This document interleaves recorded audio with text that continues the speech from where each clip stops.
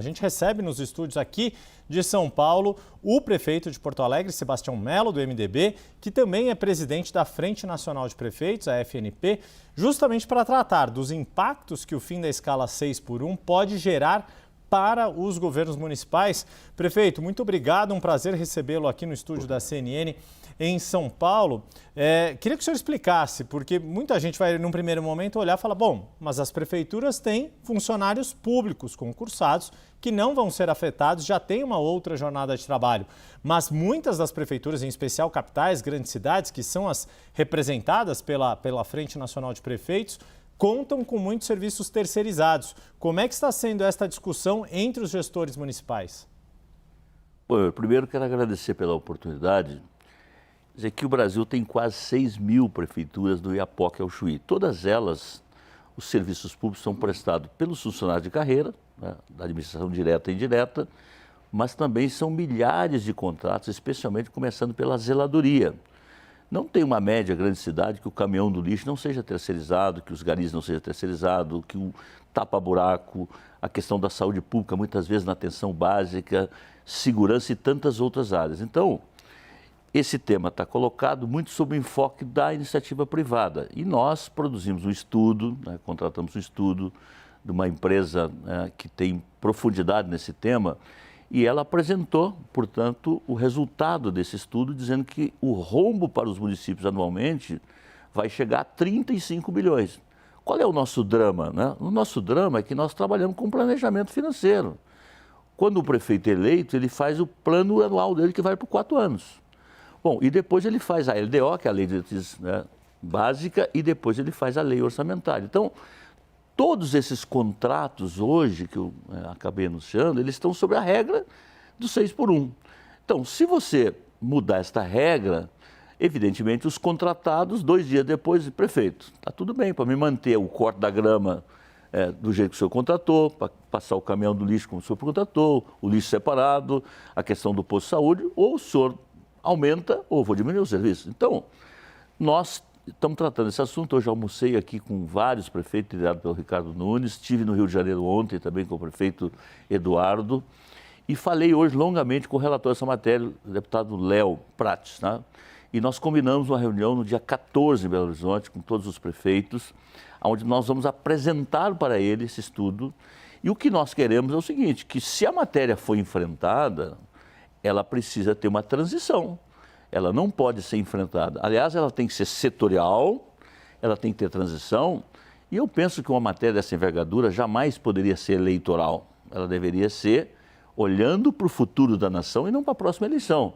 Mas se ela vai ser enfrentada, não pode o Executivo Nacional impor aos municípios ainda mais aquilo que vem impondo, porque você transfere mensalmente, tem um projeto que diz a responsabilidade não é mais dos governos estaduais, não é mais do governo federal, só que o recurso não vem junto. Eu vou dar um exemplo para vocês, para quem está nos ouvindo aqui, nos assistindo, né? O imposto de renda, foi justíssimo você dizer que quem ganha até R$5.000 não deveria pagar imposto de renda, aliás, nunca deveria ter pago. Mas é importante saber que os funcionários públicos do Brasil inteiro, esse dinheiro ficava retido para os municípios para dar conta das políticas públicas. E foi prometida a devolução desses recursos, não veio até agora e não virá. Os pisos que estão no Congresso votam pisos, não veio o dinheiro junto. Então, essa conta não fecha e quem vai pagar esta conta é o cidadão, que vai precarizar o seu serviço. Então...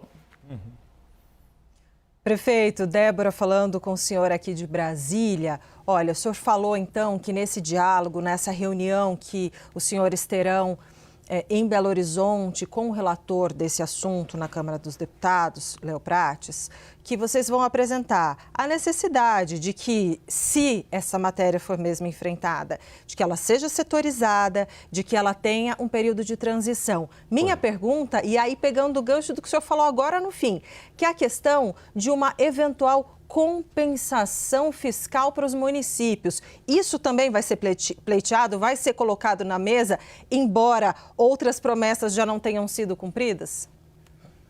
O que não dá, Débora, é para votar uma matéria sem as emendas necessárias compensatórias. Isso não é possível, porque, vamos combinar entre nós, não é? Esse assunto é um assunto que interfere profundamente, você tem o gasto de limite com a lei de responsabilidade fiscal, que é uma lei federal, que aliás acho uma boa lei. Então os municípios, ao longo do tempo, ele foi terceirizando o seu serviço.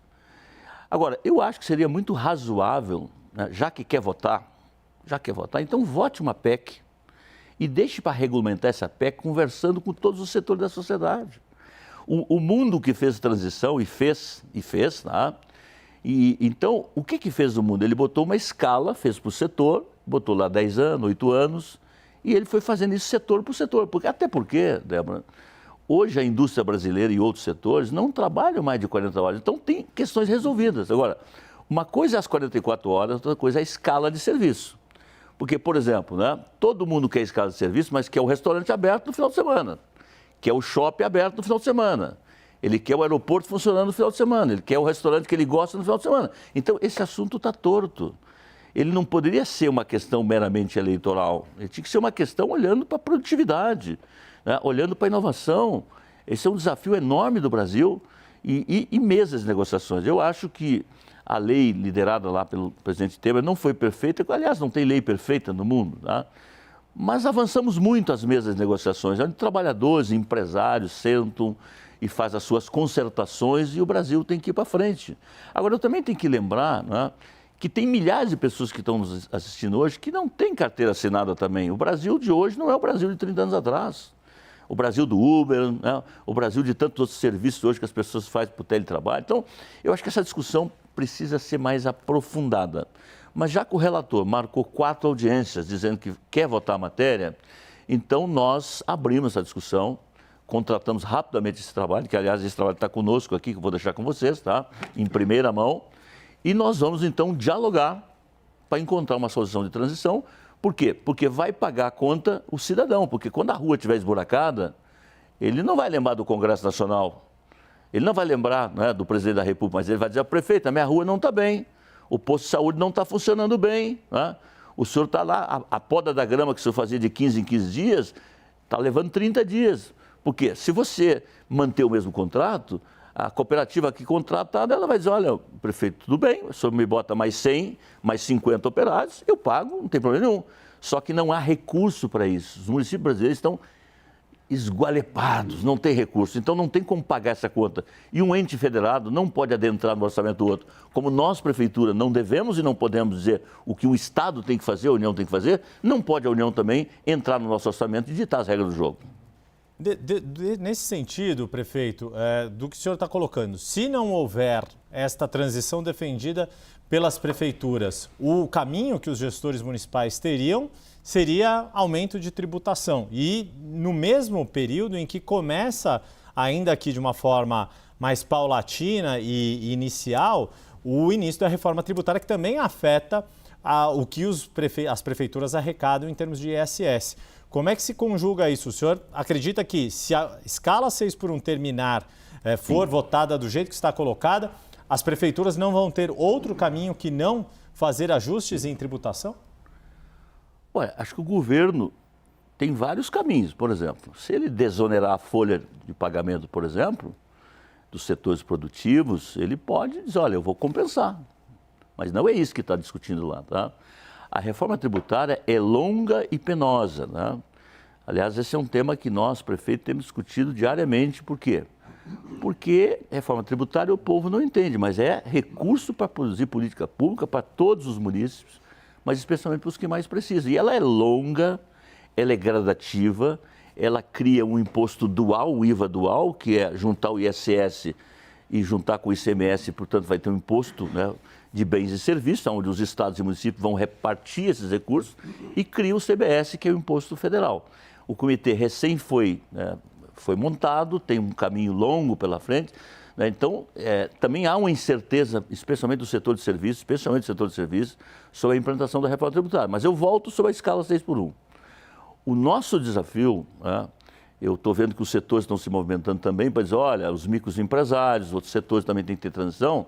Eu quero apelar a cada deputado, a cada senador, que ao fim e ao cabo mora em alguma cidade brasileira e que também representa, né, essas cidades brasileiras. Hoje 86% dos brasileiros vivem nas cidades.